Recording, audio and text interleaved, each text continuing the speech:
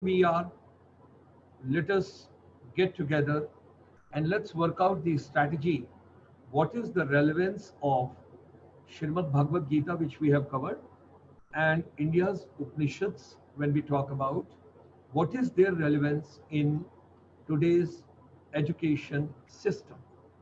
And when we talk about today's education system, ladies and gentlemen, there our chamber, ICSI, plays a very pivotal and a very important role, that how to link the non-resident Indians, those who have gone abroad, all of them, they got to be together with us. They got to be a part of it, and how we can proceed and what exactly can be done in this particular process, in this particular program.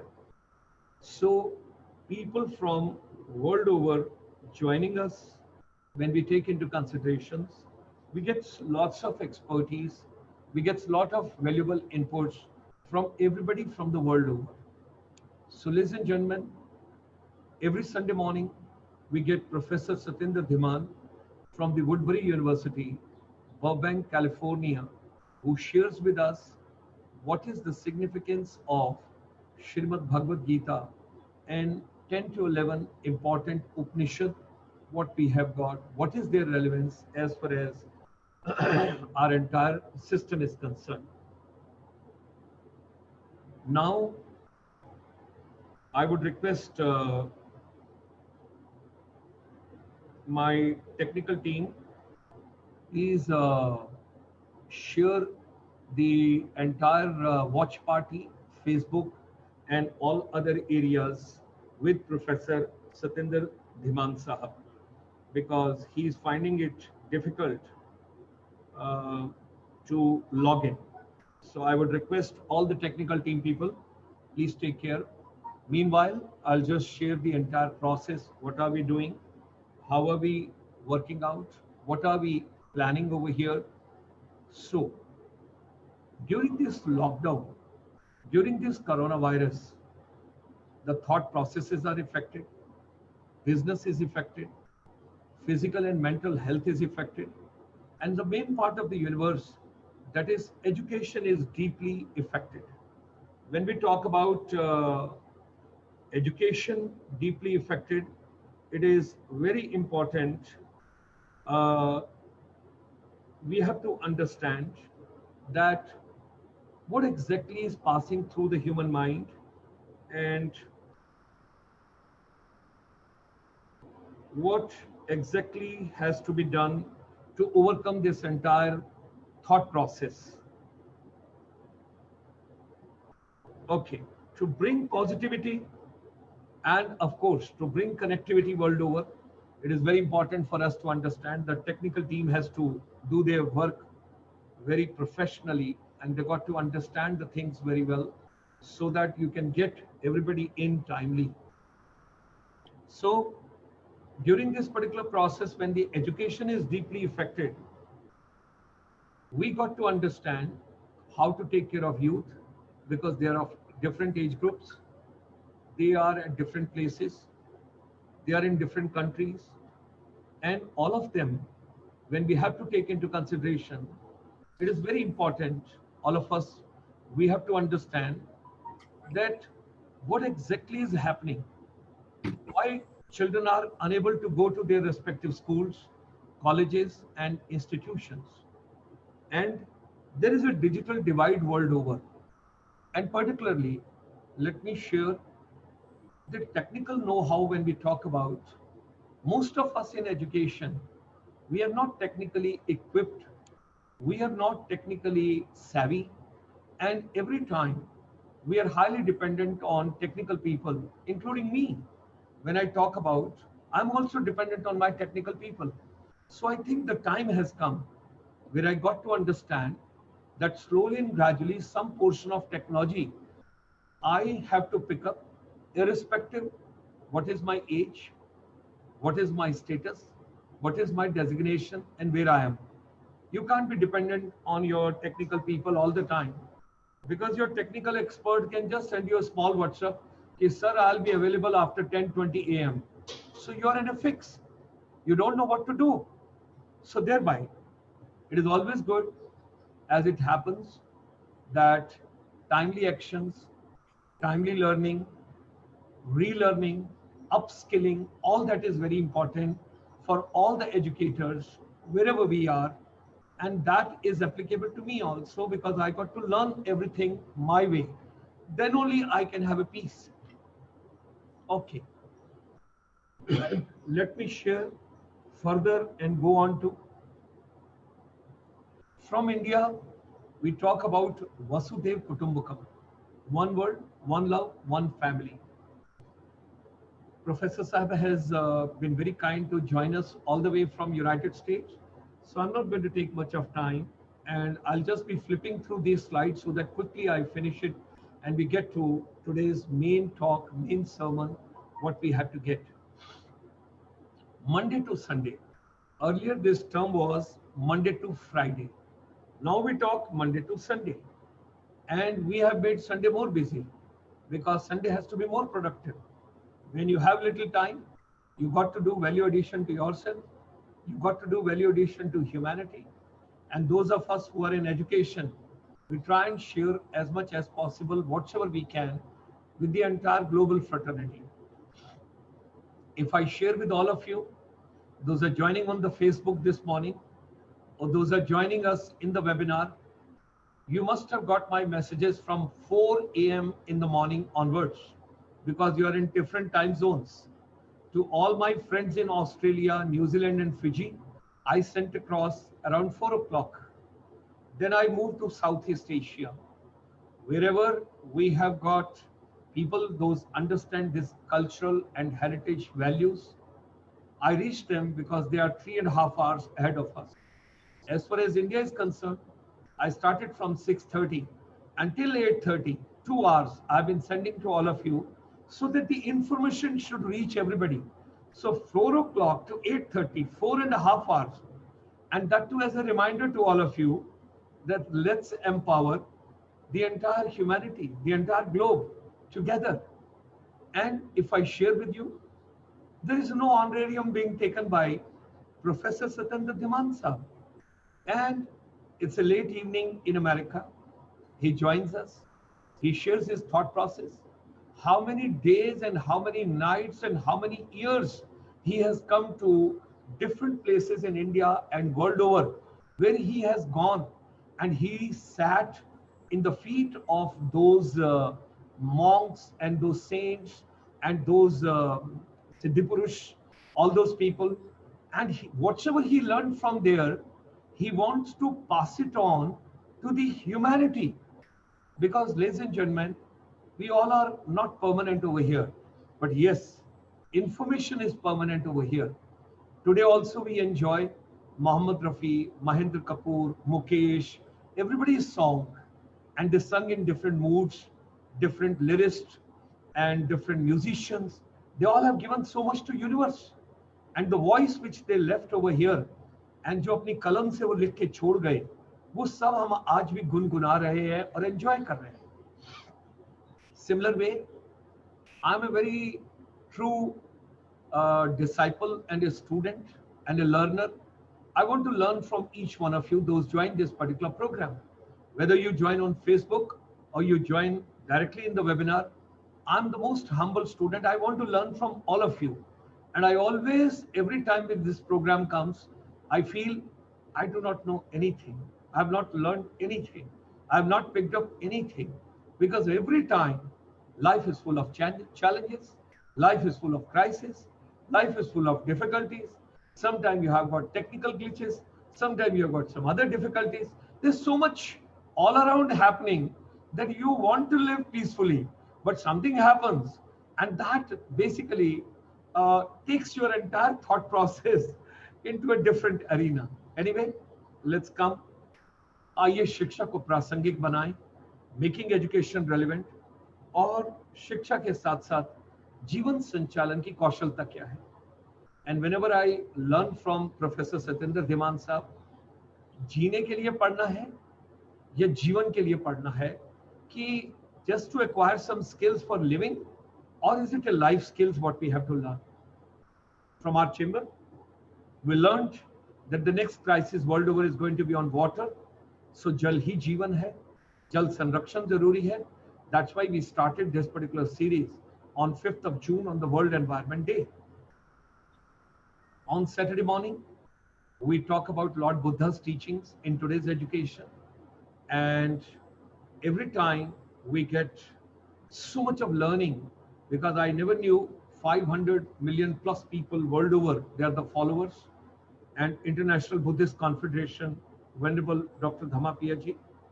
And it was another treasure and pleasure and such a soothing for me when I learned our immediate past president, Professor Satyendra Dhiman Sahab, and now the patron, he has done his second PhD in Buddhism. It was a great learning for me. There's so much to pick up and so much to learn. What was the necessity for him to do his second PhD? He had already taken the PhD. But well, when you want, जब उन्होंने कहा विद्या से अध्यात्म की और जो ये journey है, ये जर्नी क्या है? We will pick up in that. Saturday evening, we come for Ayurveda for global wellness. What a mind-blowing speakers yesterday we had. You can go on the YouTube channel of Dr. Gulshan Sharma. Do watch yesterday's wellness strategies, and particularly Dr. Ajit, who is 65-year-old from Goa. And what input she gave yesterday, it was, my God, mind-blowing for all of us. In Ayurveda, in wellness, what exactly is needed, what are we having in schools, colleges, universities, institutions, what are we teaching, and what exactly this body requires. It was so much to learn yesterday.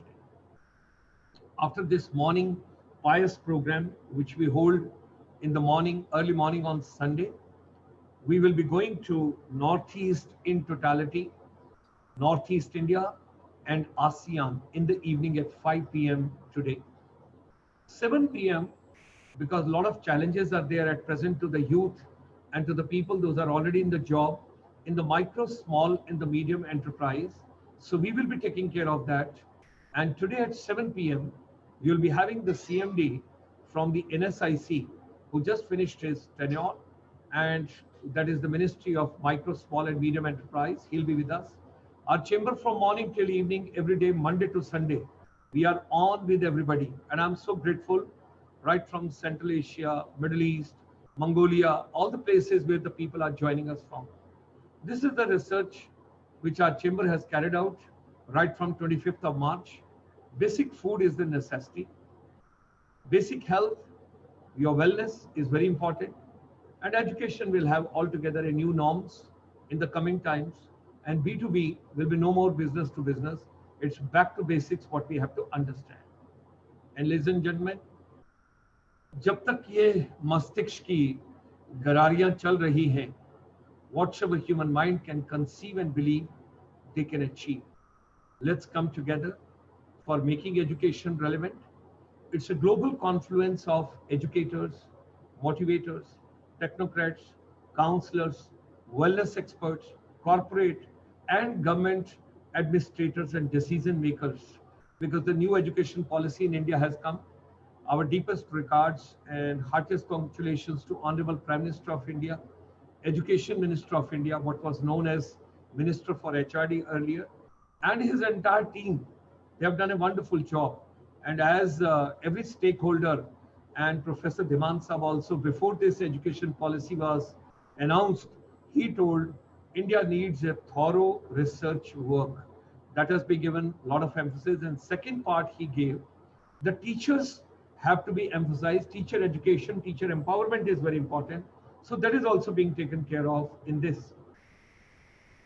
So ladies and gentlemen, it's indeed a very privileged moment for me in particular and for all of us that this morning, right from the California, United States, Burbank, Woodbury University, we have got Professor Satyendra Dhiman Sahab, and he is a very distinguished scholar. He's a gold medalist from Punjab University, and he was teaching in India. He went on a Rotary scholarship, and after reaching over there, what a commendable work this man has done in different continents.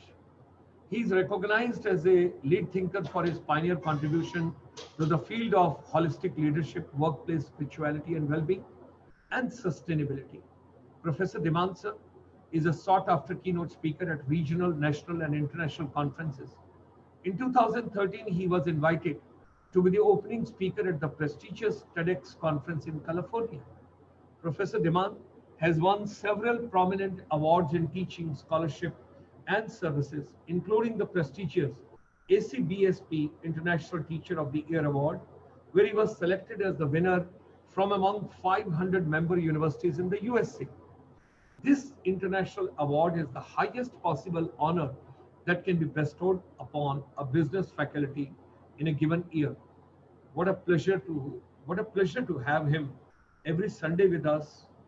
Educated at 3 different continents, Professor Diman holds a PhD in social sciences from Tilburg University, Netherlands, a doctorate in organizational leadership from Pepperdine University, Los Angeles, an MBA from the West Coast University, Los Angeles, and a master's degree in commerce from Punjab University, Chandigarh, where he earned the gold medal. He has also completed advanced executive leadership program at Howard, Stanford, and Wharton, which are the 3 main pillars of education as far as United States is concerned. Professor Diman came, or rather he had gone to the USA as a Rotary International Scholar in the year 1988, and after having taught at the prestigious DAV College Jalandhar in the Punjab in India for 10 years, he is author, translator, editor, co-author, and many other prestigious works which he has done, over 35 management, leadership, spirituality, sustainability books and research monographs. He has also translated several Indian spiritual classics into English, including the Sahaj Gita and Krantikari Santvani.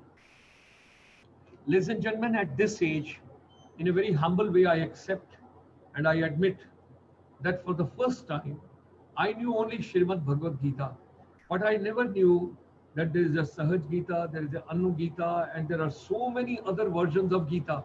And now, I would say, every Sunday, there is so much to pick up and so much to learn and so much to assimilate and so much to transform yourself.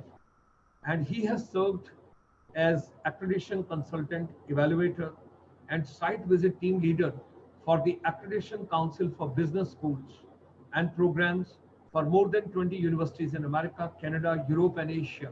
And in India also, when he comes, he tries to help as many institutions in a right way, pragmatic way, professional way. Professor Diman is the founder director of Forever Fulfilled, a Los Angeles-based well-being consultancy that focuses on workplace wellness, workplace spirituality, and self-leadership. He has served as the president of our ICSI, International Chamber for Service Industry, and we are grateful to him that he accepted to be, after his presidentship, to be the patron, which was highly acclaimed by our governing body. This is the timeline workbooks which Professor Satyendra Diman has authored. I would say there's so much to learn from this soul and this spirit and this person. So much he has contributed to the humanity. And when I talk about 7 habits of highly fulfilled people, Srimad Bhagavad Gita, Mahatma Gandhi ji, and a couple of other things, what all he has been doing over here. Some of his fellow friends, those are his Hum Zulf, Hum Nawaz, and Hamraz. When I talk to them, they say that he was the youngest author of bringing a textbook on accountancy when he was pretty young and when he was teaching at Jalandhar. Now, ladies and gentlemen, right over here, this series celebrates and presents the best of whatever is given on Sanatan Dharma. He would be discussing with you all the Upanishad, and layer after layer, ladies and gentlemen, we will keep moving ahead with the time. And as a humble person, I would like to learn as much it is possible every Sunday morning. Some useful links to explore Srimad Bhagavad Gita, published by Gita Press, Gorakhpur, Sanskrit to English. So all of us, because these videos, what we are recording, it's available on the Facebook also. But after this program, We put them onto the YouTube channel also. All the videos of Professor Dhiman and all the webinars what we have done till date, whether during lockdown or before, whenever he was coming to India, I was requesting him, I want to interview you. I want to have interaction with you. I want to empower education. I'm interested how to make education relevant. Only three buzzwords in my mind comes always: making education relevant. I always talk from that point of view. So today also when he shares his vision with us, we are going to talk everything related to, this is the Sahaj Gita, English translation of Sahaj Gita by him, which is available online. It's a free to download with following links, and you can just go through. It's available. You can see. It will be available on the YouTube also. Tomorrow morning, 9 o'clock, you can have a look at it. And the entire videos which we recorded earlier on the YouTube and today's also, you will be able to get. So ladies and gentlemen, I come to the climax of, as far as my submission, my humble efforts, very, very humble baby steps. That is how to make education relevant. And I'm not talking about only Indian education system alone, but I'm talking about the confluence of, and where basically the entire humanity, all of us together with the different stakeholders, different experts, and different pious souls, they come together and they share their vision with all of us. The ideal of education should be to remove ignorance and to provide the desired knowledge and competencies for global peace. So ladies and gentlemen, with these words, I remove the curtains and with the folding hands, I extend a very hearty welcome, very warm welcome this morning to Professor Satyendra Dhiman Sahab. My sincere apologies for being late and technical glitches. I think I got to educate myself more on technical side.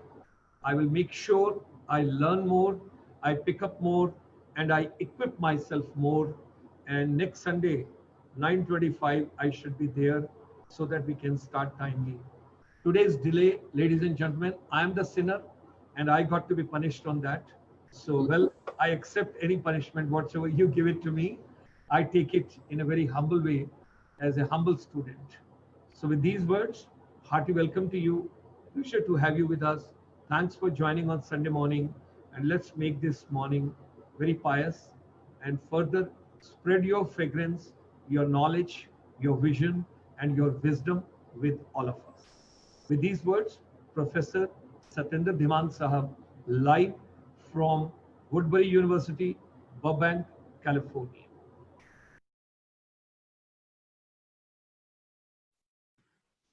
Vasudev सुतम Devam Kans Chanura मर्दनम Devaki परमानंदम Krishnam Vande Jagadguru.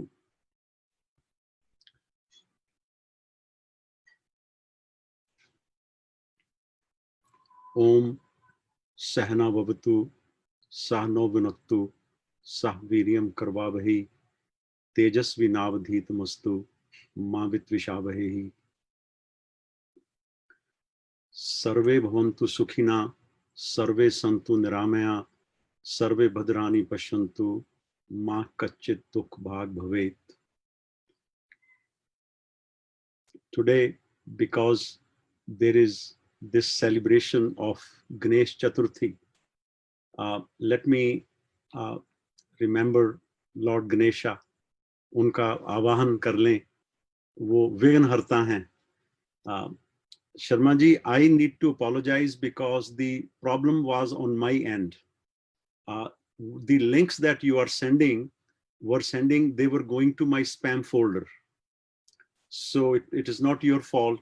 The fault was on my end, and for which I sincerely apologize to all the viewers for being a little late today.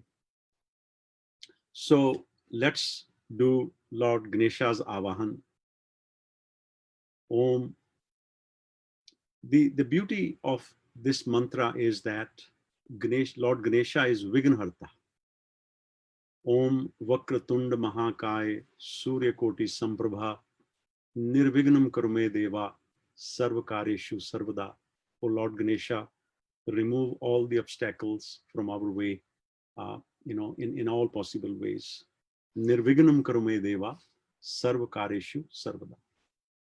Om Shanti Shanti Shanti. Hari Om Shri Guru Bhyo Namah. The only purpose of these webinars is just one, and that is to know ourselves. Atma Gyan. There is no other purpose. I personally do not belong to any dal or any sampradaya, क्योंकि जितने भी दल हैं वो सब दलदल ही हैं. तो हमारा मकसद किसी दल को बिलोंग करने का नहीं है. चाहे कोई भी दल हो, वो दलदल ही होता है.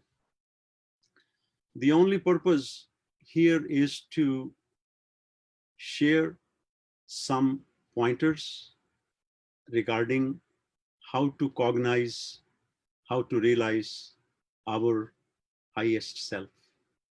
There is no other purpose. Absolutely no other purpose. The purpose is not to in any way declare oneself as important or to establish oneself as a teacher. I have said it many times. I will say it again today. I regard myself as a seeker, as a sadhak only, not as a teacher. Seeker, not as a teacher. Last time when we met, I shared with you one or two very important points. I am going to mention them for reference and then proceed further. Every class is going to become more serious. More serious in the sense because the principle is compound interest, meaning every time there is an interest on interest. So learning happens through compound interest process. So if you have been attending these webinars and you have been taking some good mental notes, which I hope you are, then the process will be, in a way, just a matter of saying it, cumulative.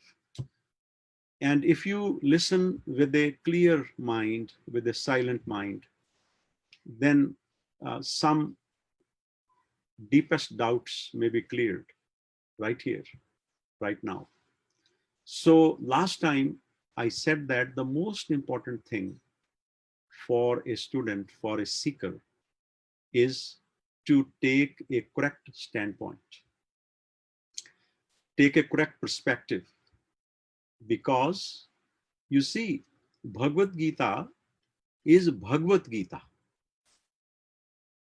It is a Gita song celestial, sung by Krishna, Lord Shri Krishna. Bhagavad Gita में, as I pointed out, कहीं भी Shri Krishna watch नहीं है, भगवानु watch है.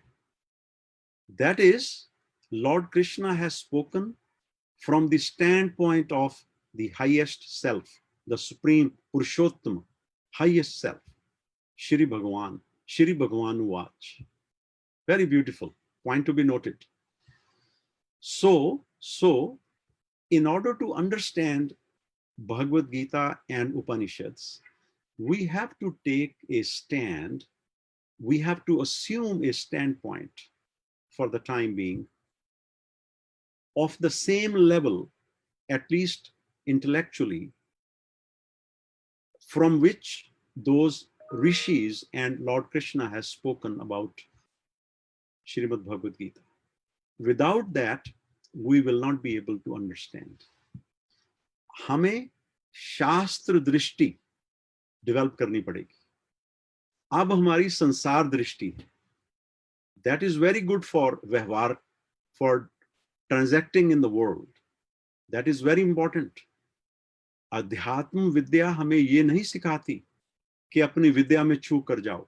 ये series विद्या से अध्यात्म विद्या तक है. पहले विद्या पर आपको थोड़ा सा अधिकार, मीनिंग थोड़ी सी अंडरस्टैंडिंग करनी पड़ेगी. फिर ये विद्या से चूकने वालों को अध्यात्म विद्या नहीं मिलती. ऐसा कोई नियम है कि अगर आपने अगली पौड़ी पर चढ़ना है, if you want to get to the next step, पिछले स्टेप से अपने आप को उठाना पड़ेगा आगे. So this is a vidya which goes beyond the vidya which is good for. The beauty of life is that we devote so much time in accumulating all the information, all the knowledge, और उसका कोई अंत ही नहीं है, उसका कोई अंत नहीं है. We devote all our life in attaining certain information, certain knowledge, which is not abiding, which is not durable, which is not daimi, which is only limited. Whereas we don't devote any time towards what I will call towards the whole, I would say, we don't devote any time towards knowing ourselves, knowing that vidya जिसे जानकर यत ज्ञातवा ना निवृतन्ते तद धाम परमम मम. Lord Krishna says, वहां गया वापस नहीं आता. यत गतवा ना निवृतन्ते तद धाम परमम मम. हालांकि उन्होंने आगे कहा कि ताते भुक्तवा सर्वलोक विशाल, कि बहुत विशाल सर्वलोक है, उसको भुक्त कर भी, वो तो होटल में रहने वाली बात है. क्रेडिट कार्ड बैलेंस खत्म हुआ, वो कहेंगे हुजूर घर जाइए. तो lord Krishna says very clearly in Bhagavad Gita, क्षीण पुण्य मृत्यु लोक विशंते. जब पुण्य क्षीण हो जाते हैं तो प्राणी मृत्यु लोक में वापस आ जाता है. तांते भोक्ता स्वर्ग लोक विशाल, बहुत विशाल स्वर्ग लोक है, उसको भुक्त कर, भुगतान करके, क्रेडिट कार्ड का बैलेंस जीरो करके मृत्यु लोक विशंते, मृत्यु लोक में वापस आ जाता है. मगर जो उन्होंने कहा है मेरा धाम जो है यत गत्वा ना निवृतन्ते, वहां पर गया वापस नहीं आता, तद धाम परमम मम. तो वो जो दृष्टि है, तीन तरह की दृष्टि है. शास्त्र दृष्टि तीन तरह की है जो भगवान कृष्ण ने अर्जुन को दी थी भगवद गीता में. शास्त्र दृष्टि, तो शास्त्र दृष्टि क्या है और संसार दृष्टि क्या है? There are three ways we can look at life. One, I am this body. वो है देह दृष्टि. इस देह दृष्टि से 90% ह्यूमैनिटी जी रही है. वो कहते हैं the life when we are born is the beginning and when we die it is the end. हमारे भी चार वाक जी हुए हैं दर्शन शास्त्र में, उन्होंने भी बड़ा कुछ लिखा है. उनका भी मत यही था कि birth is the beginning, death is the end. ये एक दृष्टि है, देह दृष्टि. अगर आपको, if you are happy by having this thought process, तो we congratulate you. Bhagavad Gita और उपनिषद आपके लिए, आपको कुछ ऐड नहीं करेंगे, आप तो ऑलरेडी पहुंच चुके हैं. मगर अगर आपको जो आपको प्राप्त है, मैंने पहले भी कहा था, आज मैं फिर रिपीट कर रहा हूं, क्योंकि इस सब्जेक्ट में पुनरावृत्ति अलाउड है, रेपिटेशन अलाउड होती है. हमारे टीचर्स ने हमें कहा कि किसी और सब्जेक्ट में रेपिटेशन, जब आप किताब लिखते हैं रेपिटेशन ना कीजिए, वहां पर वो काबिल माफी नहीं है. मगर जब आप इस टॉपिक पर बात कर रहे हैं, उस पर just to reiterate, to drive home the point, तो पहले भी ये कहा था कि जो भी हमने इकट्ठा किया है, तो अगर आपको whatever you have achieved in life, चाहे वो अचीव्ड हो, चाहे आपका एक प्रॉपर लेवल हो लाइफ का. मान लीजिए यू आर यंग, तो कोई भी चीज, कोई भी अवस्था हमें जो प्राप्त होती है, अगर आपको उसके खो जाने का भय नहीं है, if you have achieved a certain position in life, आप कोई बन गए, नेता बन गए, अभिनेता बन गए, या आप प्रिंसिपल बन गए और प्रेसिडेंट बन गए, यूनिवर्सिटी के प्रिंसिपल बन गए, जो भी बन गए, fill in the blank. If you have no fear that you will lose that one day, कल को पता नहीं क्या हो जाए, साजिश ही ना कोई कर दे. आजकल तो सोशल मीडिया है, वो किसी को, sometime I feel Sharma ji that हमारे वो जो युग होते थे ना, युग, वो कहते हैं जी सत्य युग है, फिर द्वापर है, फिर वो त्रेता है, और फिर कल युग है. एक और युग है, आप आज एक नई चीज आपको बताते हैं, 5वां युग भी है, उसे कहते हैं फेक न्यूज युग। आज के युग में जहां हम रह रहे हैं वो फेक न्यूज का युग है। और इतिहास में बाद के लोग आज से 100 साल 200 साल बाद जो हैं वो कहेंगे भाई कलयुग के बाद तो उस और क्या हो सकता था, हम सोचते थे after Kalyug it should be the end. नहीं नहीं, there is a fake news yug which in which we are living, we are vibrant in that. So the beauty the beauty of life is that अगर आपको, if you have attained a position, you have attained something in life and you're not afraid to lose it, and you are not anxious about future, ये चीजें हमने स्वामी शरणानंद जी महाराज से सीखी जब हमें उनकी किताबें ट्रांसलेट करने का थोड़ा सा मौका मिला संतों की कृपा से। तो ये बात हमने उनसे सीखी कि अगर कोई व्यक्ति इस स्टेज पर पहुंच जाए कि उसे प्राप्त वस्तु के खो जाने का भय नहीं है और जो अप्राप्त है उसकी चिंता नहीं है, उसके लिए अध्यात्म की कोई जरूरत नहीं है। अपने आप को कंग्रेचुलेट कीजिए, अपनी पीठ थपथपाइए, and you know we congratulate you and we are so happy for you. अगर इन दोनों में से कोई भी चीज आपको अखड़ती है तो भगवत गीता और उपनिषद आपके लिए हैं। तो मैं आज फिर ये रिपीट कर रहा हूं, ये ऐसे ही नहीं है, ये संतों की सिद्ध वाणी है। वो एक स्वामी शरणानंद जी महाराज संत शिरोमणि एक सिद्ध महापुरुष थे। ऐसे लोग बार बार भगवान पैदा नहीं करता, क्योंकि उनको पता है कि 400-500 साल तक काफी है इन लोगों की जो बातें हैं। कारक पुरुष थे वो। तो उन्होंने और बड़ा कुछ कहा। उन्होंने एक जगह ये भी लिखा है कि काम आ जाओ कुछ ना चाहो, बस यही मंत्र है। कुछ बनना बनाना नहीं है यहाँ पर। हमारा तो ये है कि आशियां ही गुलिस्तां में नहीं, आशियां ही गुलिस्तां में नहीं, अब खिजा आए कि बहार आए। अब क्या फर्क पड़ता है कि पतझड़ आए या बहार आए, हमारा तो आशियाना ही बाहर है, बाग के बाहर बनाया हुआ घर हमने। मौत ने आसरा दिया भी तो कब, जब मुसीबत के दिन गुजार आए। ये बड़ी इंपॉर्टेंट बहर है उर्दू की गजल की, और इसमें फैज अहमद फैज साहब ने भी अपनी कलम आजमाई की है। और उनका एक शेर मुझे याद आ रहा है, वो कहकर हम बात अपनी आगे बढ़ाएंगे। शायरी का तो कोई अंत ही नहीं है। फैज साहब लिखते हैं, ये उनका हासिले जिंदगी शेर है, हासिले गजल शेर नहीं है। उसकी सारी जिंदगी का उनका हासिल है ये शेर जो आपको सुना रहे हैं इसी बहर में, कि आशियां ही गुलिस्तां में नहीं, अब खिजा आए के बहार आए, मौत ने आसरा दिया भी तो कब, जब मुसीबत के दिन गुजार आए। और फैज साहब लिखते हैं कि ये बड़ा इंटरेस्टिंग उनका एक अंदाज था, और ऐसे उन्होंने बहुत कम शेर कर रहा था गमे जहां का हिसाब, कर रहा था गमे जहां का हिसाब, आज तुम याद बेहिसाब आए। ये है उनका अंदाज, ये है उनका अंदाज कि और क्या देखने को बाकी है, आपसे दिल लगा के देख लिया। तो ये जो अंदाज है इन लोगों का, कि अगर तो आपको ये वो हासिल हो गई है, वो आपको अभय पद प्राप्त हो गया है। संत कहते हैं अभय प्रद प्राप्त हो गया है। चलो खैर, मान लिया कि आप पर भगवान बहुत दयावान है और कृपा आप पर पूरी हुई है। ये दोनों चीजें आपने सिद्ध कर ली हैं। जो आपके पास है उसका आपको भय नहीं है, और जो मिला नहीं है उसकी चिंता नहीं है। मान लिया, वो भी दे देते हैं। तीसरी बात, मौत का भय सबको रहता है, क्योंकि मरना कोई नहीं चाहता। और कबीर साहब ने पिछली बार ये उनकी एक खूबसूरत बात आपके साथ शेयर की थी। वो अपनी पत्नी को कह रहे हैं, कहे कबीर सुन रे लोई, है नहीं मरना, रोए ना कोई।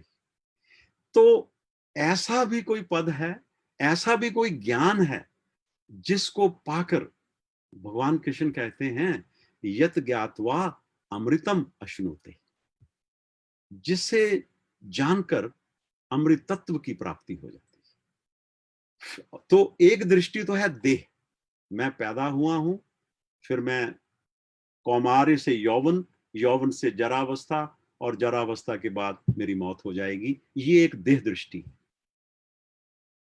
दूसरी दृष्टि है जीव दृष्टि।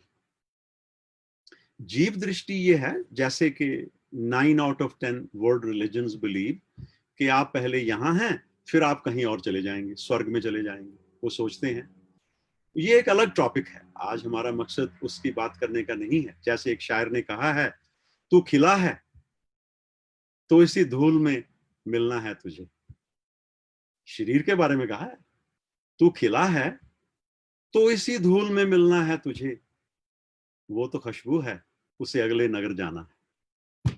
दिल के दरिया को किसी रोज उतर जाना है, इतना बेसमत ना चल लौट के घर जाना है। तो ये उसका अंदाज है कि तू खिला है तो किसी धूल में मिलना है तुझे, इसी धूल में मिलना है तुझे, वो तो खुशबू है उसे अगले शहर जाना है। तो ये जो अगला शहर है ये भी एक अंदाज है कि वो अगला शहर स्वर्ग हो सकता है, नर्क हो सकता है, आपका बही खाता खुलेगा। ये दूसरी दृष्टि है। एक तीसरी दृष्टि है जिसके बारे में ये वेबिनार्स हैं। वो दृष्टि ये है कि ये जो आना जाना है, जन्मना मरना है, ये शरीर के और जीव के धर्म है।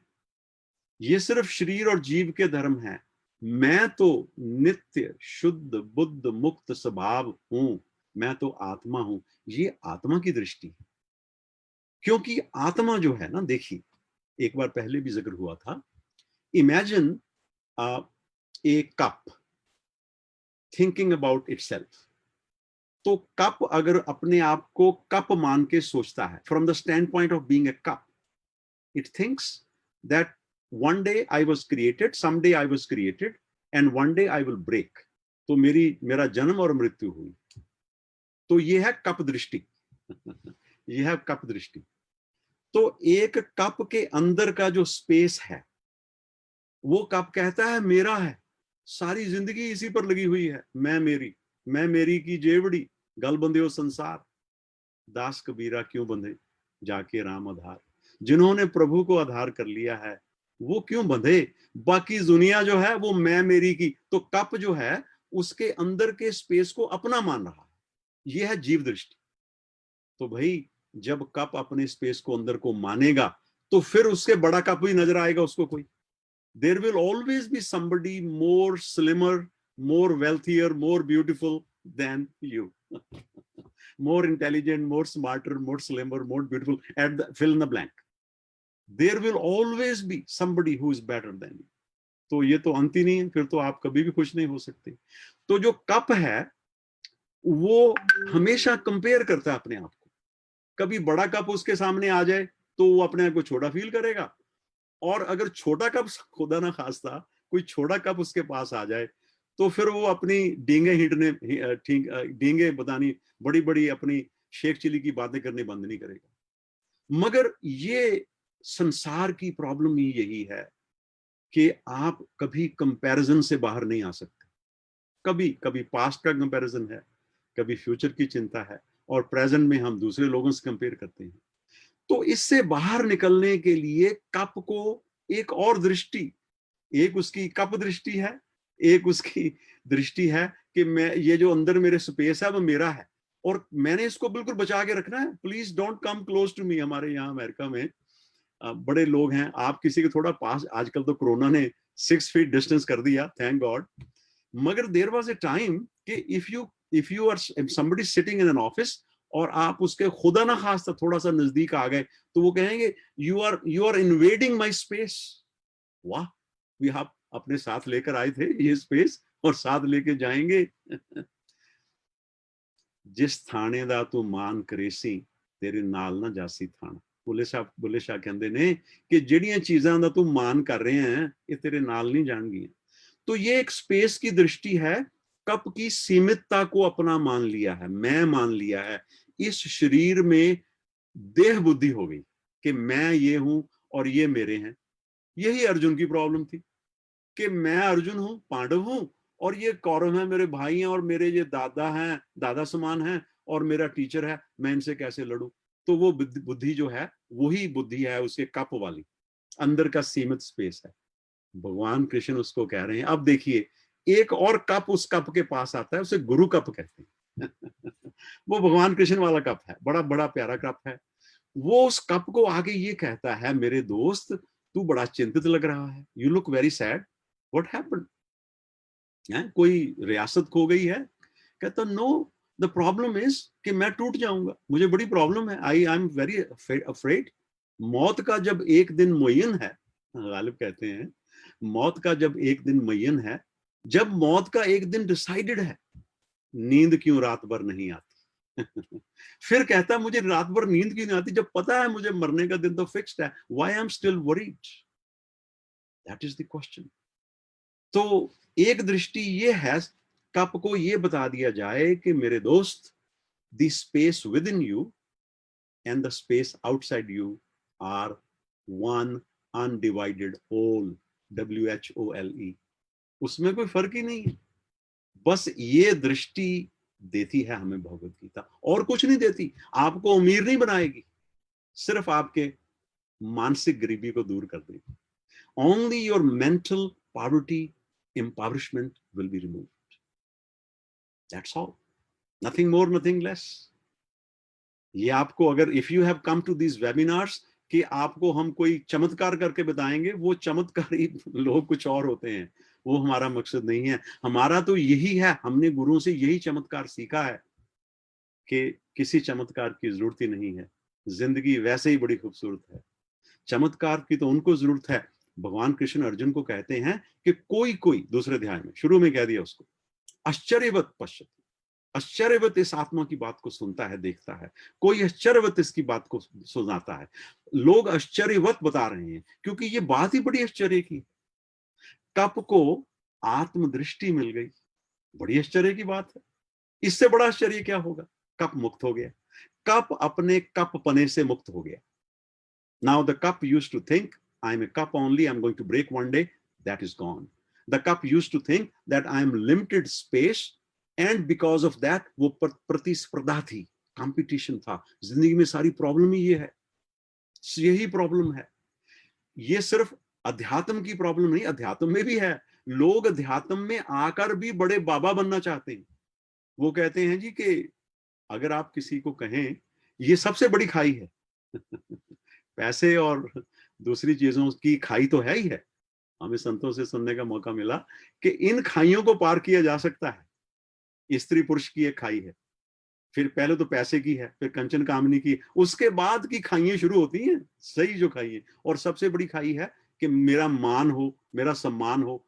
चलो ये भी आपने पूरी कर ली, आपने कंचन कामनी को भी छोड़ दिया और आपने ये खाई मान सम्मान की भी छोड़ दी। फिर आप ये चाहेंगे कि लोग आपके पास आकर कहें कि हजूर आप एक संत हैं, आप जैसा कोई और संत ही नहीं। वाह, आप कहेंगे कमाल हो गई।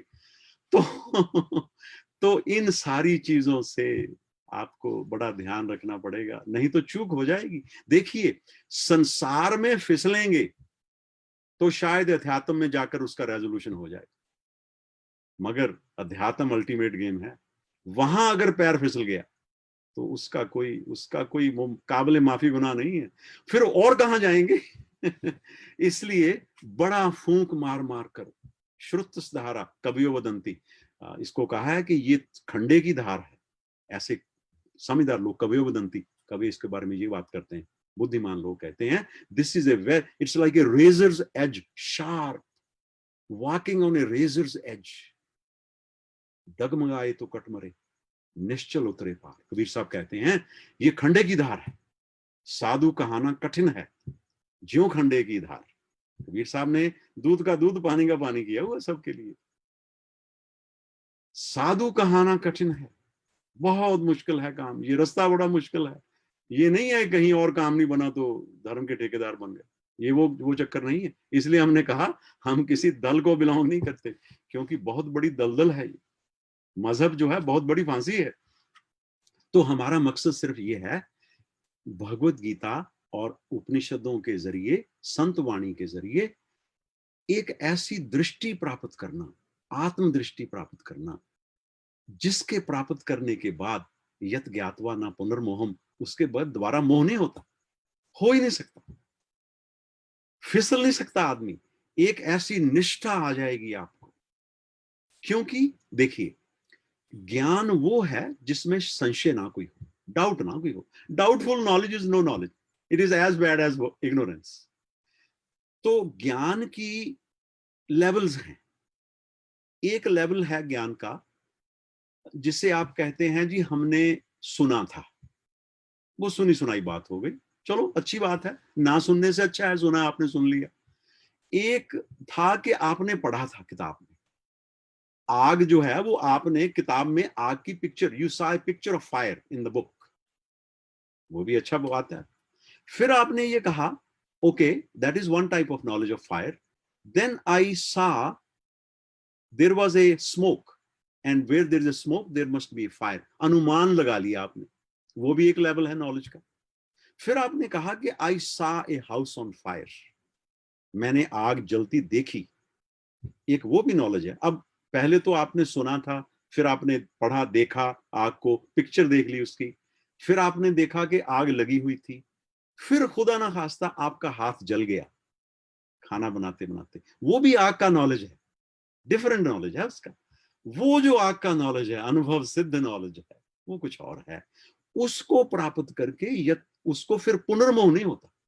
ये भगवत गीता के दूसरे अध्याय के आखिरी श्लोक में भगवान ने क्लियर कर दिया था, जब प्रकरण को निरूपण किया स्थित प्रज्ञ के को, उन्होंने कहता एशाम ब्रह्म स्थिति पार्थ प्राप्त ना विमोहित, उसको प्राप्त होकर मोहित नहीं होता। और फिर अंत काले चपी, उसमें स्थित होकर अंत काले चपी ब्रह्म निर्वाणम अधिगच्छति, इस स्थिति को प्राप्त नैनम प्राप्य विमोहिता, उसको प्राप्त होकर मोहित नहीं होता प्राणी। ये दूसरे अध्याय का जब कंक्लूड किया प्रभु ने, तो ये अर्जुन को आश्वासन दिया कि ये ब्रह्म स्थिति है, हे शाम ब्रह्म स्थिति पार्थ, हे पार्थ, हे प्रथा पुत्र, ये ब्रह्म की स्थिति है, ब्रह्म की स्थिति है। नैनम प्राप्ति विमोहिता, इससे प्राप्त होकर विमोहित नहीं होता व्यक्ति। और फिर इसमें स्थित हुआ अंत काले चपी ब्रह्म निर्वाण अधिगच्छति, अंत काल में भी इसमें स्थित हुआ ब्रह्म निर्वाण को प्राप्त होता है। ब्रह्म निर्वाण शब्द निर्वाण शब्द भगवत में 6 बार आया है, भगवत गीता में, मगर इसका मतलब बुद्धिस्ट निर्वाण नहीं है, वो कुछ और है, वो टोटली बिल्कुल डिफरेंट टॉपिक है। और काफी लोग इस पर बहस करते हैं, मगर इसका काफी अनुसंधान किया है स्कॉलर्स ने और बड़ी क्लियर बात की है उन्होंने। भगवत गीता में जहां भी निर्वाण शब्द आया है, ब्रह्म निर्वाण के साथ आया है। ब्रह्म को प्राप्त करने से जो मुक्ति होती है, मोक्ष होता है, उसको ब्रह्म निर्वाण कहते हैं। Not in the sense of Buddhism where nirvana meaning extinguishing the fire, वो जिसकी जैसे आप मोमबत्ती को फूंक मारकर बुझा देते हैं, वो वहां निर्वाण है वहां पर। मगर यहाँ कुछ और शब्द का मीनिंग है, यत ज्ञातवा ना निवृतन्ते तद्धाम परम ममा, यत ज्ञातवा ना पुनर्मोहम, यत ज्ञातवा मोक्षस्य अशुभात, यत ज्ञातवा अमृतम शुनुते। हर जगह पर भगवान कृष्ण अर्जुन को आश्वासन दे रहे हैं कि एक जगह तो ये कह दिया, आज इच्छा ये थी कि भगवत गीता के 3 श्लोक और कठोपनिषद की बात की जाएगी, और अगले वेबिनार में कठोपनिषद जो है, कठोपनिषद जिसमें नचिकेता और यमराज का संवाद है, बहुत प्यारा संवाद है। आज थोड़ा सा उसको टेस्ट देकर आपको एपिटाइजर के तौर में, अगले वेबिनार में we will get into the understanding of this very beautiful Upanishad. मगर इसलिए मैं I will like to start with Kathopanishad because it is very close to Bhagavad Gita, और कुछ तो मंत्र ऐसे हैं जो सिमिलर हैं, मैं आपको कुछ एग्जांपल दूंगा जो बिल्कुल वैसे ही कठोपनिषद में है, जिससे ये जाहिर होता है। और भगवान कृष्ण अर्जुन को कहते भी हैं कि ये नया नॉलेज नहीं है, उन्होंने गीता को गाया है, बनाया नहीं है। गीता तो नित्य है, प्रभु ने आह्लादित होकर उसको अपने मुखारविंद से गाया है, ये समझना पड़ेगा हमें। तो इसलिए गीता में हमें एक ऐसे विद्वान से मिलने का मौका मिला जिन्होंने हमें ये कहा कि भगवत गीता में कोई ऐसा श्लोक नहीं है 700 में से जिसका रेफरेंस वेदों में ना मिल सके। तो पूरी तरह से इंटरलॉक्ड सिस्टम है, इंटरलॉक्ड, मनगढ़ंत बात कुछ नहीं है। देखिए ये एक नजरिया आपको मिल जाएगा, आपको इन क्लासों से और मिले ना मिले, ये अलग बात है कि मंजिल को हम ना पहुंच सके, यही क्या कम है कि रस्तों को छान बैठे हैं। रस्तों को छान बैठने की आपको नजर मिल जाएगी, इससे आपको पता लग जाएगा कि फला आदमी कहां से बोल रहा है। कि whether that person is trying to snow you और वो 3 के 13 कर रहा है कि वाकई कोई बाकी ठीक अच्छी बात कर रहा है, ये एक नुक्ता है निगाह आपको मिल जाएगी। ये अलग बात है कि मंजिल तक हम पहुंच सके, यही क्या कम है कि रस्तों को छान बैठे हैं। रस्तों को छानना बड़ी बात है, उम्र लग जाती है रस्तों को छानने के लिए। तो ये कठोपनिषद के श्लोक जो हैं, मंत्र और भगवत गीता के श्लोकों का समन्वय पेश किया जाएगा। तो आज 3 श्लोक भगवत गीता के, छोटी छोटी बातें, और एक कठोपनिषद का श्लोक, और थोड़ा सा कठोपनिषद में होता क्या है, ताकि अगले वेबिनार के लिए थोड़ा सा भूमिका तैयार, पृष्ठभूमि तैयार कीजिए। और हमने बड़े धीरे धीरे उतरना है इस सब्जेक्ट में, जल्दी नहीं करनी, जल्दी बिल्कुल नहीं करनी। चलो जल्दी करनी है मगर जल्दबाजी नहीं करनी। जल्दी भी चलो कोई बात नहीं, जोड़ देते हैं आपको। जल्दबाजी बिल्कुल नहीं करनी, बड़े धीरे धीरे पग, हौले हौले पग रखना है, धरे पग हौले, धरे पग हौले, ऐसे करना। धीरे धीरे रे मना, धीरे सब कुछ होए, माली सिंचित सौ घड़ा, ऋतु आए फल होए। और ऐसा भी संतों ने कहा है, हरि का बिलोवना बिलोवो मोरे भाई, कि हरि का, वो जैसे हमारी माताएं बिलोती हैं ना दही को, रिड़कती हैं उनको ऐसे करके, उसको बिलोवना कहते हैं। तो संत कह रहे हैं मेरे दोस्त, तू तो संसार का बिलोवना बिलो रहा है, वो तो पानी में मधानी डालने वाली बात है, कुछ नहीं निकलेगा उसमें से। वो कह रहे हैं हरि का बिलोवना बिलोवो मोरे भाई, सहज बिलोवो तत न जाई। क्योंकि जब वो मक्खन ऊपर आ जाता है ना, और आप तेज तेज उसको बिलोएंगे तो मक्खन बाहर गिर जाएगा। तो संत कह रहे हैं हरि का बिलोवना बिलोवो मोरे भाई, सहज बिलोवो ताकि तत् न जाई, ताकि उसका जो तत्व है ना, तत्व है, वो बाहर ना गिर जाए। तो ये विद्या बड़े ध्यान से, बड़े धीरे धीरे, अगर आपको जल्दबाजी और जल्दी है तो अभी इसका मतलब है आपकी राजसी प्रवृत्ति संसार की पूरी नहीं हुई, वो पूरी कर लीजिए, कोई बात नहीं है, कोई जल्दी नहीं है। भगवान कृष्ण कहते हैं कि कोई जल्दी नहीं है, कोई बात नहीं है, जब आपके पास समय आए उस वक्त हम कर लेंगे बात आपसे। मगर ये तो वेबिनार है, शर्मा जी की कितनी कृपा है कि ये रिकॉर्डिंग हो रही है, तो कभी भी बाद में भी देखिए। हम कई बार ये समझते हैं कि हमारी टेक्नोलॉजी के जरिए हम कितने खुशकिस्मत हैं, हम सारे कितने खुशकिस्मत हैं। अर्जुन को, वो हमारे बड़े प्यारे एक वाइस चांसलर हैं गोयल जी, वो उन्होंने अनुगीता के बारे में एक बार कहा हमें, आज भी बड़े वो प्यार से उन्होंने किया, उनको हमारा नमस्कार है। अर्जुन को तो भगवत गीता एक बार सुनने को मिली थी, और जब उसने कहा प्रभु को कि मुझे दोबारा सुनाओ, प्रभु ने कहा कि मैं नहीं कर सकता, क्योंकि वो गीता उस वक्त मैंने योग में स्थित होकर कही थी। हाँ, तूने कहा है तो मैं आज को आपको और सुना देता हूं। तो वहां अनुगीता दोबारा सुनाई गई, मगर गीता रिपीट नहीं कही। मगर हम कितने भाग्यशाली हैं, हम बार बार गीता की रिकॉर्डिंग सुन सकते हैं, बार बार संतों के प्रवचन सुन सकते हैं, इतना कुछ है यूट्यूब पर, आप सुन सकते हैं। हम कितने भाग्यशाली हैं। हम अर्जुन से भी ज्यादा भाग्यशाली। अर्जुन को तो गीता एक बार सुनने को मिली थी, हमें तो गीता बार बार बार बार बार बार। हमारी तो कमाल लॉटरी निकली हुई है। मैं तो ये कई बार समझता हूँ लॉटरी निकल गई है कि अंत ही कोई नहीं है। हरि अनंत हरि कथा अनंता, तो जितनी बार आप सुनेंगे उसका आनंद ले, फिर रिवाइंड कर सकते हैं। देखिए, यही नहीं है कि एक बार खत्म हो गया सुन लिया, रिवाइंड करो, बार बार सुनो, जो चीज अच्छी लगी बार बार सुनो, नोट करो, नोट करो। हमें जितने भी टीचर्स के साथ सीखने का मौका मिला, आज ये बात भी हो जाए, उनसे एक बात हमें हमारे दिल में आई कि ये टॉपिक बड़ा इंपॉर्टेंट है। 3-4 टीचर से उनकी एक एक बात हमने रिकॉर्ड की हुई है, एक एक बात, जिन टीचर से मिले एक शब्द जाने की, और पूरे प्यार से अगर ऋषिकेश में गए, एक एक शब्द, जब वो चल रहे थे हमारे साथ गंगा जी के पास जाने के लिए, उस वक्त भी रिकॉर्डर ऑन करके उनके मुंह पर चलते चलते मुनि की रेती में हमेशा ऑन रहता था। तो ये एक है कि पता नहीं किस वक्त ये चीज दोबारा सुनने से कोई गांठ खुल जाए, some knot of the heart may get released. That's the idea. तो इसलिए जो भी आपके पास है उसका लाभ लीजिए, किताब है पढ़िए, अंडरलाइन कीजिए, जो चीज आपके दिल को छू जाए उसको नोट कर लीजिए।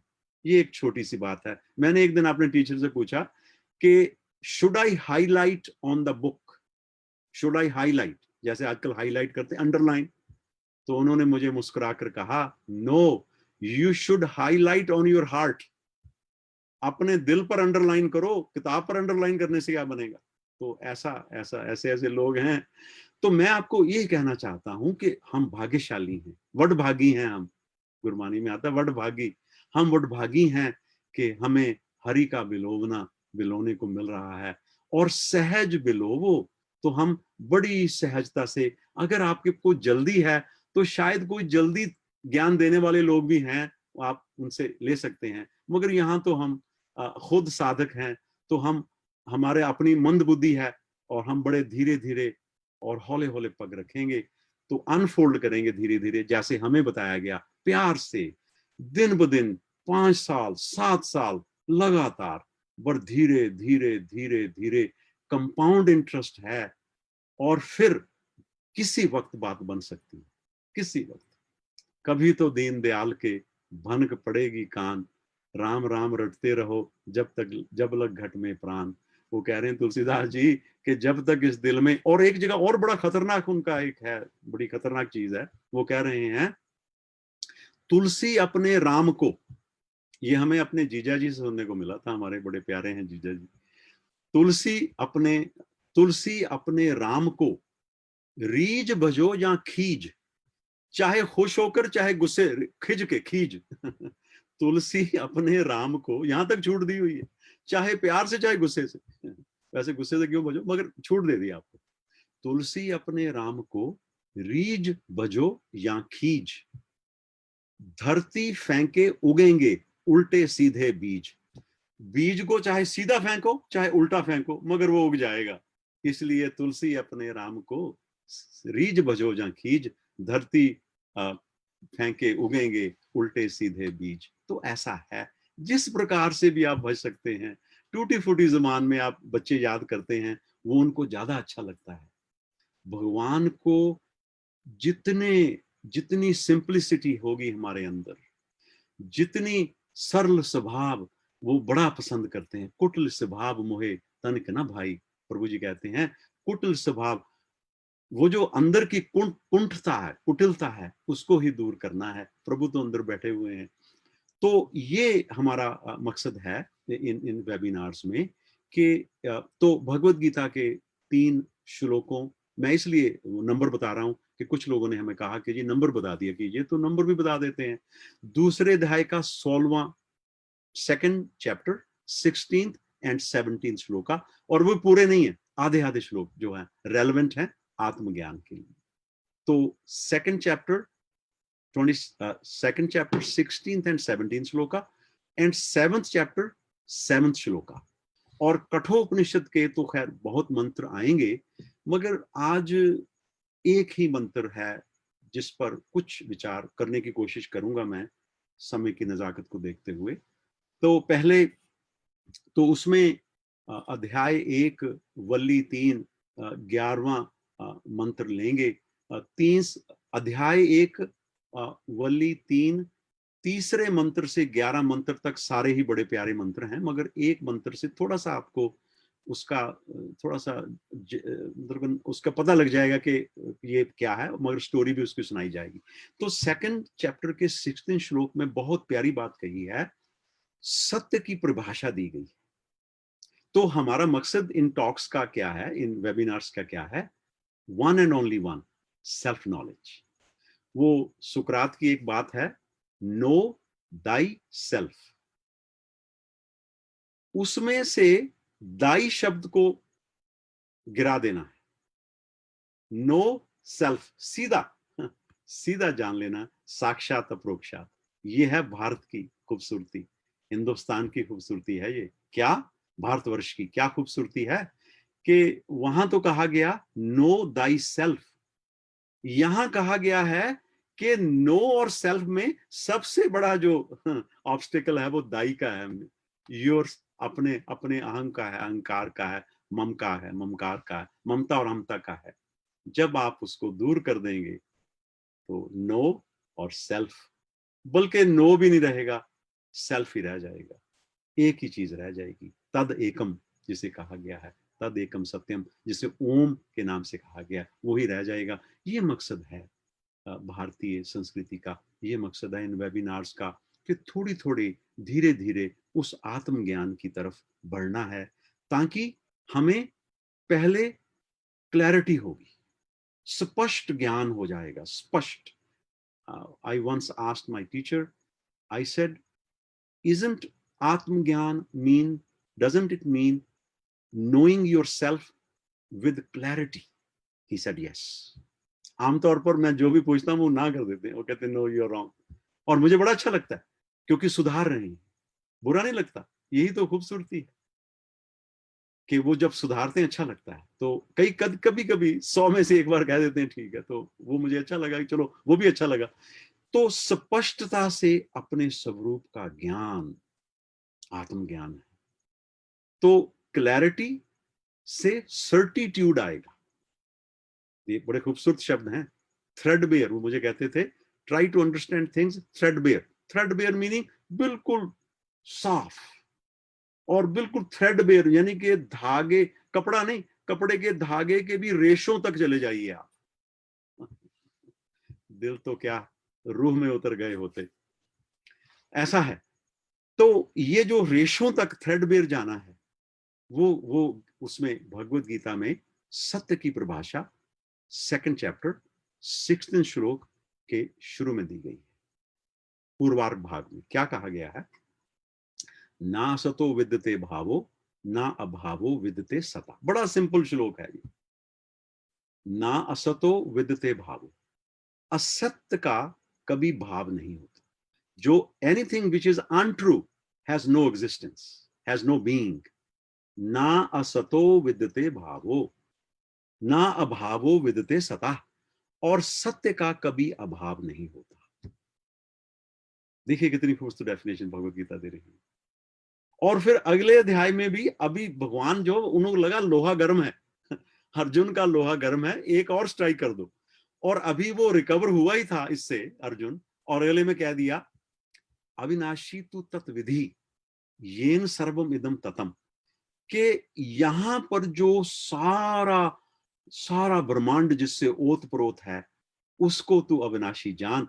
अविनाशी तू तत्विधि, जानो इसे ऐसे, येन सर्वम इदम ततम, यहां जो सारी दुनिया में वो तत्व छाया हुआ है उसको जान लो, वो अविनाशी है। वो स्पेस जो है, जो अंदर भी था कप के और बाहर भी है, उसकी हकीकत को जान लो, उसका विनाश कोई नहीं कर सकता। जब कप को ये पता लग जाएगा कि मैं सीमित स्पेस नहीं हूं, मैं तो अनंत हूं, और अनंत की डेफिनेशन ही ये है कि उसका अंत नहीं हो सकता। सत्यम ज्ञानम अनंतम ब्रह्म, जो ब्रह्म है उसकी परिभाषा तैत्तिरीय उपनिषद में दी है। ऐसी परिभाषा दुनिया के किसी ग्रंथ में नहीं मिलेगी, बल्कि भारत के किसी ग्रंथ में मिलेगी आपको। सत्यम ज्ञानम अनंतम ब्रह्म, जो ब्रह्म है, आत्मा ब्रह्म जो है, आत्मा को ब्रह्म के तौर पर जानना है और ब्रह्म को आत्मा के तौर ऐक्य देखना है। ब्रह्म आत्मा ऐक्य बिना मुक्ति मोक्ष सिद्धति नान्यथा, उसके बगैर मोक्ष हो ही नहीं सकता। विवेक चूड़ामणि में नहीं कहा गया, जब तक आत्मा और परमात्मा के एकत्व का बोध ना हो जाए, इस तरह से एक ही चीज है, पता ना लग जाए आदमी को, मोक्ष सिद्धति, मोक्ष की सिद्धि हो ही नहीं सकती। ब्रह्म शतांतरे अपि, ब्रह्म का एक दिन ही पता नहीं कितना बड़ा होता है, उसके शतांतरे अपि 100 उसके युग बीत जाए ब्रह्म के इतने बड़े, फिर भी मुक्ति नहीं होगी। कब तक? जब तक आत्मा को ब्रह्म के रूप में आदमी नहीं जान लेगा। तो ब्रह्म क्या है? ब्रह्म है सत्यम, वो सत्य है। उसकी डेफिनेशन भगवत गीता दे रही है। देखिए उपनिषद का गीता के साथ मेल समन्वय कर दिया। डेफिनेशन क्या है?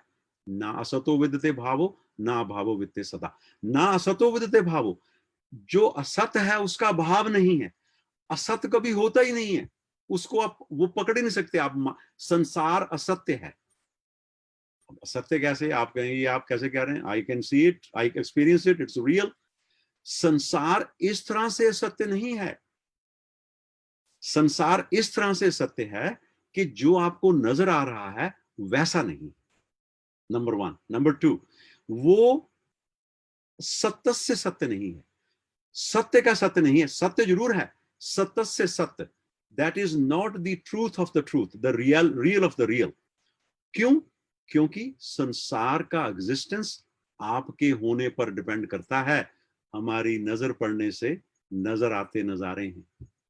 अगर आपकी नजर नहीं पड़ेगी, नजारे नजर नहीं आएंगे। नजरें बदलेंगी, नजरें बदल गई तो नजारे बदल गए, और कश्ती का रुख बदला तो किनारे बदल गए। यही काम करना है इन वेबिनार के जरिए। नजर को बदलना है, पर्सपेक्टिव को चेंज करना है, और कुछ नहीं करना। घूंघट के पट खोल रहे तो है पिया मिलेंगे। ये जो घूंघट के पट हैं, ये जो आंखों के ऊपर घूंघट पड़ा हुआ है अज्ञान का, उसके पटों को, उसके परतों को खोलना है तो ही पिया मिलेंगे। तो तब पिया के दर्शन।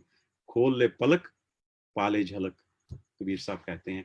तो ये है झलक पाने की बात। उससे क्या है कि उसको सत्य क्या है? सत्य क्या है?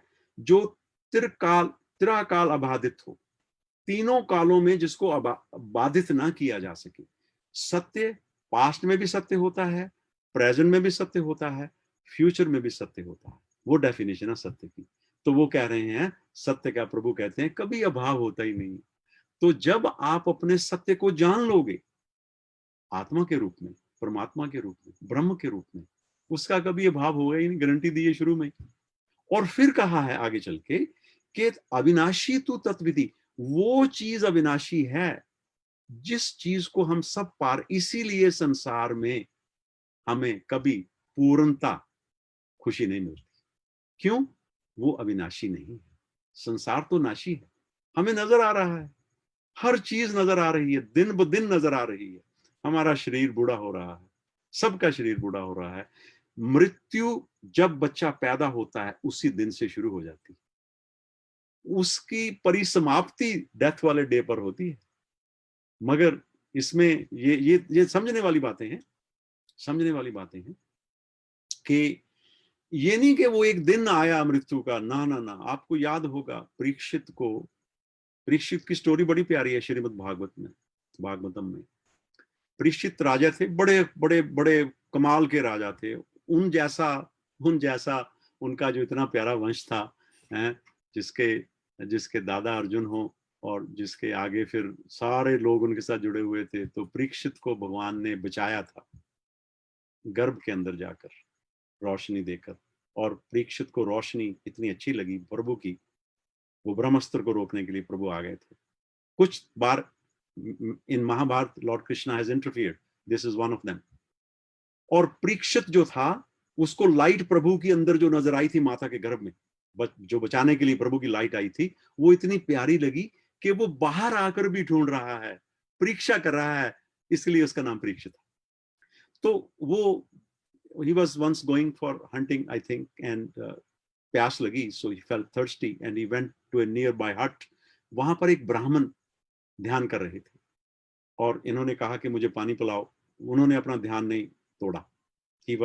वो चिंतन में मगन थे and he kept on doing his जो भी वो ध्यान या जप and everything, whatever he was doing. तो परीक्षित को थोड़ा गुस्सा आ गया। राजा था, वो कहता है मुझे पता नहीं राजा आया। तो वो बाहर गया और वहां पर कोई मरा हुआ सांप था। So he picked it up with अपने तीर की नोक से उसे उठाया और आकर उसके झोंपड़ी में जो बैठा हुआ था आदमी, उसके गले में डाल दिया। Put it around his neck, मरा हुआ सांप। After some time the son of that rishi और पंडित, जो भी कहना चाहते हैं आप, वो बाहर खेल रहा था। ही केम बैक। उसने देखा कि ये मेरे पिताजी के गले में सांप कौन डाल गया। एंड ही सा कि यहाँ राजा परीक्षित आए थे। उसे लगा कि राजा परीक्षित ने ऐसा किया मेरे फादर के साथ, इंसल्ट किया मेरे फादर को। वो ब्राह्मण लड़का बाहर गया और श्राप दे दिया उसको, राजा को श्राप दे दिया कि जैसे तूने आज मेरे फादर के गले में you have put the dead snake, after 7 days from now, you will be bitten by a very venomous full snake called Taksh. आपको तक्ष नाक काट लेगा आके 7 दिन के बाद. तो परीक्षित समझदार थे. उन्होंने ये नहीं कहा कि उस बच्चे को सजा दो. उन्होंने कहा कि चलो मेरा काम हो गया है, अब 7 दिन. देखिए यहां पर चीजें प्रतीक हैं सारी. 7 दिन का मतलब क्या है? उनको तो लग गया 7 दिन में डेथ हो जाएगी. सबकी मृत्यु 7 दिन में ही होती है.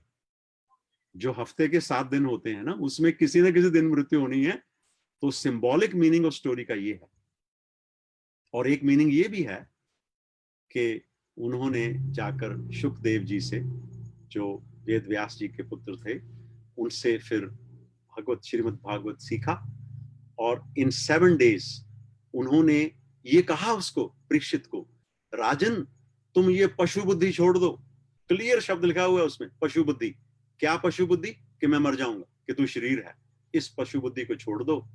और उनको उन्होंने उसके 7 के बाद आया, उसको काटा तो शरीर का नाश हुआ.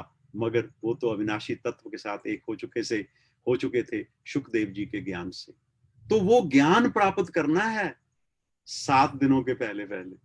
मगर हमारे पास तो वो 7 दिन भी नहीं है. कोई गारंटी नहीं है. तो इसलिए उनके पास तो 7 दिन थे लिटरली.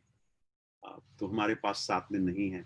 तो वो अविनाशी पद जो है, वो भगवान कृष्ण अर्जुन को कह रहे हैं, अविनाशी तू तत्विधि येन सर्वम इदम ततम. तो ये है दूसरे अध्याय का 16वां और 17वां श्लोक के थोड़े थोड़े हिस्से. और 7वें अध्याय के 7वें श्लोक में एक बड़ी प्यारी बात भगवान कृष्ण कहते हैं. तो तीसरा श्लोक है, वो उसको कहते हैं अर्जुन को कि मतः परम तरम न अन्यद किंचित अस्ति धनंजय. मेरे से परे कुछ नहीं है. देखिए क्या बात हो रही है. पुरुषोत्तम अपने आप को, वहां भगवान कृष्ण अपने आप को शरीरधारी के रूप में नहीं बोल रहे. वो अपने को जहां भी प्रभु बोले हैं, माम शब्द का इस्तेमाल किया है, मैं शब्द का इस्तेमाल किया है. वो पर ब्रह्म में स्थित होकर प्रभु ने कहा है. वो करे हैं मतः परतरम अन्यद न किंचित अस्ति. मेरे से परे कुछ नहीं है. कठोपनिषद में भी आता है कि परतः परा पुरुष, वो पुरुषा न परा किंचित. बिल्कुल वही बात आ रही है. वहां पर ऋषि कह रहा है कि जो पुरुष है, आदि पुरुष है, पुरुषा न परा किंचित सा काष्ठा सा परागति. ये पराकाष्ठा है ये ज्ञान की. पुरुष को पा लेना, उस पुरुष को पाना है जिसके बारे में भगवान ने कहा है अर्जुन को कि मतः परतरम नान्यद किंचित अस्ति. मेरे से परे कुछ है ही नहीं है. मई सर्वमिदं प्रोक्तम सूत्रे मणिगणा एव. और मैं ही इस सारे संसार में, जैसे मैंने ओतप्रोत शब्द इस्तेमाल किया था, मई सर्वमिदं प्रोक्तम सूत्रे मणिगणा एव.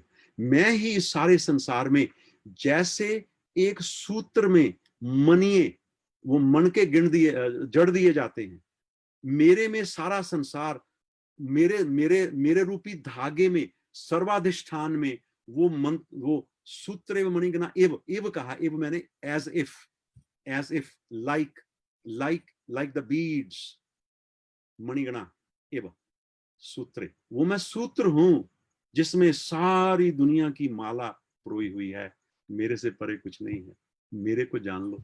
तो अब now when we come to know that वो जो अविनाशी तत्व है वो प्रभु हैं, और वो ये कह रहे हैं कि मैं सबके अंदर बैठा हुआ हूं. देखिए, समम सर्वेषु भूतेषु तिष्ठन्तम परमेश्वरम. 13वें अध्याय का 27 श्लोक. 13th चैप्टर कम्स आफ्टर भक्ति योग. तो भक्ति योग के बाद ज्ञान योग का मतलब क्या हुआ कि भक्ति योग के बाद 11वें अध्याय में अपना स्वरूप दिखाने के बाद भी प्रभु ने भक्ति योग की बात की, और भक्ति योग के बाद ज्ञान की बात की. यानी कि साधक बनने के लिए जिज्ञासु भक्त बनना पड़ेगा. भक्त तो 12 अध्याय में पूरा हो गया, मगर जिज्ञासु बनना पड़ेगा. फिर 13वां अध्याय का ज्ञान हमें मिलेगा, जहां प्रभु कहते हैं, ये हमारे टीचर हमें कहा करते हैं कि एक ही श्लोक काफी है भगवत गीता का, और वो ये है 13वें अध्याय का 27वां श्लोक. कुछ गीता के संस्करणों में 28वां है, क्योंकि उसमें एक अर्जुन के तरफ से श्लोक जोड़ दिया जाता है। 13वां अध्याय भगवान अपनी तरफ से शुरू करते हैं, वो ठीक है, शंकराचार्य की बात हम मानते हैं, वो सब मानते हैं। तो वहां है समम, समम मैंने एक जैसा, ये नहीं है कि मेरे में डिफरेंट है, शर्मा जी में डिफरेंट है और किसी और में डिफरेंट है, बिल्कुल वो ऐसा चक्कर ही नहीं है, कोई चक्कर ही नहीं है। अगर कोई व्यक्ति अपने आप को अध्यात्म के फील्ड में आपसे बेहतर मानता है कि मैं पहुंच गया हूं और आप नहीं पहुंचे, तो अभी अभी इसका मतलब ये हुआ कि अभी बात बनी नहीं है। मैं आपको थोड़ी सी मजाक की बात बताता हूँ कि एक बार हम कहीं गए किसी पार्टी में मैं शहर का नाम नहीं लूंगा, कुछ लोगों को पता लग जाएगा। तो किसी ने कह दिया कि ये बहुत पहुंचे हुए हैं। तो वो पूछा गया कि आप पहुंचे हुए हैं? हमने कहा जी हाँ बिल्कुल हैं। वो कहता है वो कैसे? मैं तो कही जहां कहो वहां पहुंच जाते हैं। इस तरह से पहुंचे हुए हैं। तो वो भी एक तरह के पहुंचे हुए लोग होते हैं, जहां कहो वहां वो पहुंच जाते हैं। तो तो कई किस्में हैं पहुंचे हुए। कहते आप पहुंचे? मैं कही बिल्कुल पहुंचे हुए हैं। कहते वो कैसे? मैं कहा जहां कहो वहां पहुंच जाते हैं, इस तरह से पहुंचे हुए हैं। तो अगर कोई व्यक्ति अपने आप को आपसे बेहतर कह रहा है तो वो गीता संगत बात नहीं है। क्यों? गीता में भगवान कहते हैं समम, सम मैंने एक समता से, सर्वेशु सब में, भूतेशु, भूतेशु मैंने सभी प्राणियों में, सिर्फ मनुष्यों में नहीं, जानवरों में, कीट पतंगों में, वृक्षों में, सारी चीजों में, समम सर्वेशु भूतेशु तिष्ठन्तम परमेश्वरम, वो जो परमेश्वर है वो सब भूत प्राणियों में एक रस, एक रूप में स्थित है। तो वो जो परतः परा पुरुष है, वो पुरुषोत्तम है, वो हम सब में एक जैसे हैं, कोई बेहतर नहीं है, कोई न दसे 12 जियो। गुरु नानक देव जी कहते हैं कोई है ही नहीं बाहर का व्यक्ति। निज प्रभु महि देखहि जगत, ये अपने तुलसीदास जी कहते हैं, निज प्रभु महि देखहि जगत कासन करत विरोध। जब मैं सारे जगत को प्रभु में अपने अंदर देखता हूं तो मैं किसके साथ विरोध करूं, किसको क्रिटिसाइज करूं, किसके साथ मैं अपनी मेरी मेरी अपोजिशन हो। तो ये एक आंख देती है भगवत गीता। समम सर्वेशु भूतेषु तिष्ठन्तम परमेश्वरम। और आगे चल के कहा, फिर वही बात आ रही है, विनश्यस्व विनश्यस्व अविनश्यंतम, विनाशी में अविनाशी को या पश्यति सा पश्यति, जो ऐसे देख लेता है। कैसे? ये संसार जो विनाशी है, इसके इसके आधार में, मूल में कोई ऐसा तत्व है जिसके बारे में कहा गया है अविनाशी तू तत्वदि येन सर्वमिदं ततम, वो तत्व है, उसको जानो। या पश्यति सा पश्यति, जो ऐसे देख लेता है। क्या देखता है? एक प्रभु सब में एक से एक समान, तिष्ठन्तम परमेश्वरम, बैठे हुए हैं, डेरा लगाकर, धरना लगाकर बैठे हुए हैं। नजर किसको आते हैं? विनश्यस्व, जो विनाशी चीजों में, a person who is able to see the imperishable element within the perishable। यही बात बृहद अरण्यक उपनिषद में आई है, यही बात। एतद अक्षरम अविदित्वा सह कृपणा, जो व्यक्ति यहां पर आकर उस अक्षर, अविनाशी अक्षर जिसका क्षय नहीं होता, अक्षर, एतद यहां अक्षरम अविदित्वा, जिसको जानता नहीं है, सह कृपणा, वो बेचारा है, कृपण है वो बेचारा है, उसके बारे में बेचारा, और कोई बेचारा नहीं। जिसने इस जीवन को प्राप्त करके, इस शरीर को, नाशी शरीर को प्राप्त करके इसमें अविनाशी को नहीं ढूंढा, वो फिर चूक गया काम, चूक गया। फिर तो मुश्किल है, पासा पड़े ना पड़े। संतों ने कहा है कि 1,84 घूम के पौ पटकी आए, अब के पासा ना पड़े फिर 84 जाए। वो जो शतरंज का पासा है, वो इस बार अगर ना पड़ा तो फिर वहां फिर जाना पड़ेगा, उस लाइन में खड़े होना पड़ेगा। इसलिए ठीक कर लेना चाहिए काम संतों के हिसाब से। जग से रुए तो 36, रामचरण 36, उसकी कीमिया बताई गई कि वो जो विनश्यस्त्व अविनश्यंतम, विनाशकारी चीजों में अविनाशी को ढूंढो, देखो, नजर आपकी वहां होनी चाहिए। वो कोई एक व्यक्ति किसी की ओर देख रहा था, तो उस स्त्री ने कहा, औरों की सूरत, वो शायर मिजाज की थी, तो उसने कहा, वो देख रहा था उसकी तरफ, उसके चेहरे की तरफ, तो उसने कहा, जो औरों की सूरत पे होते हैं शैदा, जिंदगी में वो रंजो गम देखते हैं। कि जो दूसरों की शक्लो सूरत पर फिदा हो जाते हैं, वो जिंदगी में हमेशा रंजो गम देखते हैं। अब वो व्यक्ति जो देख रहा था वो भी कुछ शायराना मिजाज का था। ये हमने संतों से सुनी हुई चीजें हैं, स्वामी शरणन महाराज जी की वाणी में आता है। ये ऑर्डिनरी चीजें नहीं आपको सुना रहे, शायरी ऑर्डिनरी नहीं है। हर चीज का मतलब उधर लगता है अगर आपके पास वो आंख हो, पारखी पारखी आंख हो। तो औरों की सूरत पे होते हैं शैदा, वो दुनिया में रंजो गम देखते हैं, ये कहा उस औरत ने। तो आदमी ने जवाब दिया, ना तुझसे है मतलब, ना सूरत से तेरी, हम तो मुसव्वर की कलम देखते हैं, हम तो बनाने वाले की कलम के फिदा हैं जिन्होंने आपको बनाया है। ना तुझसे है मतलब, ना सूरत से तेरी। मतलब कहने का ये है कि ना तुझसे है मतलब, ना सूरत से तेरी, हम तो मुसव्वर की कलम देखते हैं, बनाने वाली कलम की तरफ हमारा ध्यान है। हजूर, आप अपने आप को इतना ना इंपॉर्टेंस दीजिए। वो जो उधर बैठे हैं और उनके भी जो आगे बैठे हैं, उनसे जाके कह दीजिए लोग उनसे भी परे बैठे हैं। ये है अगर किसी को अभिमान हो। परता परा परा से परा लोग बैठे हुए हैं, जिंदगी बहुत बड़ी है, बड़ा विस्तार है, सितारों से आगे जहां और भी हैं, अभी इश्क के इम्तिहान और भी हैं। तो सितारों से अंत ही नहीं है किसी चीज का, ये तो अंत नहीं है इस चीज का।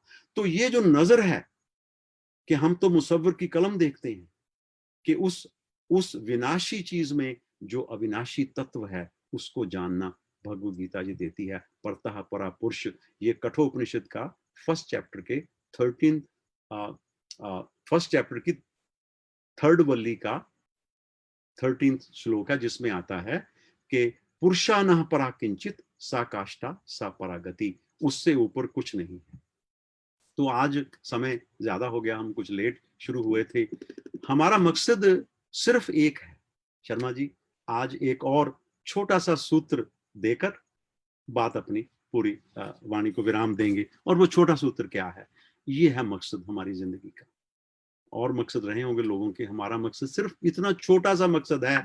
तो आप अगर नोट कर लेंगे तो शायद इससे बात बन जाए। और वो ये है कि जैसी पाई दुनिया हमने, जैसी पाई दुनिया हमने, आओ इससे बेहतर छोड़ें, आओ इससे बेहतर छोड़ें। बस और कुछ नहीं करना।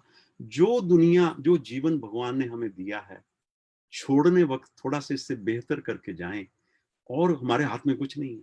क्यों? 100 साल से, हजारों साल से, एक्चुअली मुझे कहना चाहिए, हजारों साल से गो है आदमी का वजूद। आदमी जो है, जो मैन काइंड और ह्यूमन काइंड जो है, वो तो हजारों साल से चली आ रही है। हजारों साल से गो है आदमी का वजूद, निगाह आज भी तरसती है एक इंसान के लिए। बस एक इंसान बनना है, फरिश्ता से बेहतर है इंसान बनना, मगर इसमें पड़ती है मेहनत ज्यादा। बढ़ाओ न मिलत की। वो कहते हैं कि तकल्लुफ अलामत है बेगानगी की, नहीं अच्छा हद से तकल्लुफ ज्यादा। तो ये जो फरिश्ता से बेहतर है इंसान बनना, ये अल्ताफ हुसैन हाली का शेर है। उनकी पोइम का, गजल का कुछ कते याद आ रहे हैं कि बढ़ाओ ना आपस मिलत ज्यादा, मुबादा के हो जाए नफर ज्यादा, तकल्लुफ अलामत है बेगानगी की, नहीं अच्छा हद से तकल्लुफ ज्यादा, फिर औरों की सख्त तकते फिरोगे सखावत, डालो ना सखावत की आदत ज्यादा, फरिश्ता से बेहतर है इंसान बनना, मगर इसमें पड़ती है मेहनत ज्यादा। तो इसमें जो मेहनत पड़ती है फरिश्ते से ज्यादा इंसान बनने में, वो काम करना है।